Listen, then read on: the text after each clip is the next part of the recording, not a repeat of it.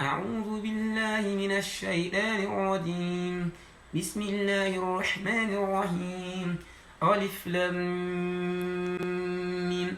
ذلك الكتاب لا ريب فيه هدى للمتقين الذين يؤمنون بالغيب ويقيمون الصلاة ومما رزقناهم ينفقون والذين يؤمنون بما أنزل إليك وما أنزل من قبلك وبالآخرة هم يوقنون أولئك على هدى من ربهم وأولئك هم المفلحون.